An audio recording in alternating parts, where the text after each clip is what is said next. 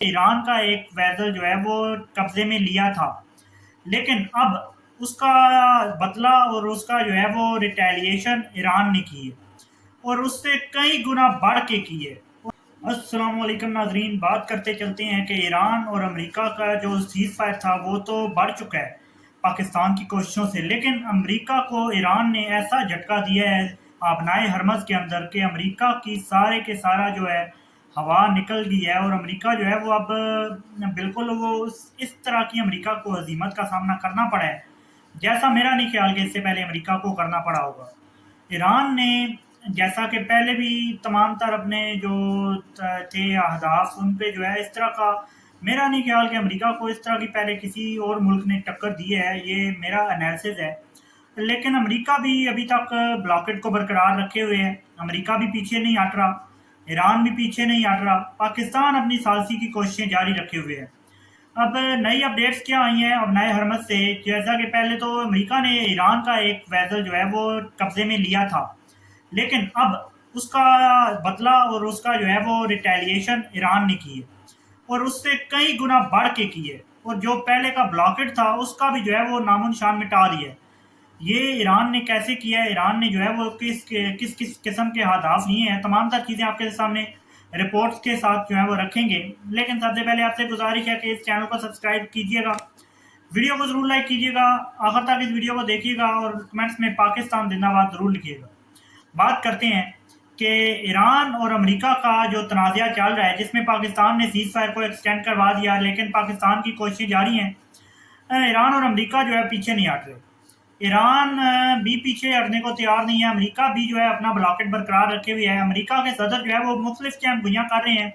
مختلف بیانات دے رہے ہیں کہ جے ڈی وینس آ رہے ہیں، جے ڈی وینس نہیں آئیں گے، جے ڈی وینس جو ہے وہ روانہ ہو گئے ہیں۔ یہ میرے خیال سے ایک ٹیکٹس ہے کہ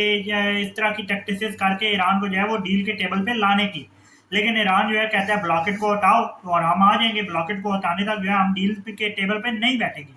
یہ ایران کے طرف سے یہ موقف آ رہا ہے، اور اب جو نئی ڈیولپمنٹس اور نئی جو ایران کی جانب سے مووز لی گئی ہیں آبنائے ہرمز کے اندر، کیونکہ آبنائے ہرمز کی کنٹرول پہ یہ جنگ جو ہے آ کے رکی ہے۔ آبنائے ہرمز کا کنٹرول یہ ڈیسائیڈ کر رہا ہے کہ کس کا پلڑا بھاری ہے اس جنگ کے اندر۔ آبنائے ہرمز کے اندر امریکہ نے ایران کا ویزل جو ہے وہ قبضے میں لے کر ایران کو یہ پیغام دیا کہ ایران جو ہے وہ آبنائے ہرمز کا کنٹرول نہیں سنبھال سکتا، لیکن ایران نے کہا آئیں ذرا۔ ایران نے کہ تقریباً تیل بردار جہازوں سے لیس تقریباً 34 جہاز آبنائے ہرمز سے امریکہ کا بلاکٹ توڑتے ہوئے گزرتے ہیں، اور ساتھ ہی ساتھ ایران نے دوسری جانب سے موو لیتے ہوئے، یہ تو ایک خبر ہے کہ ایران نے جو ہے بلاکٹ کو توڑا اور ایران کے جہاز وہاں سے گزر گئے، ایران کو ملینز آف ڈالرز کا یہاں سے جو ہے وہ پرافٹ ہوا اور اس نے تیل بیچا،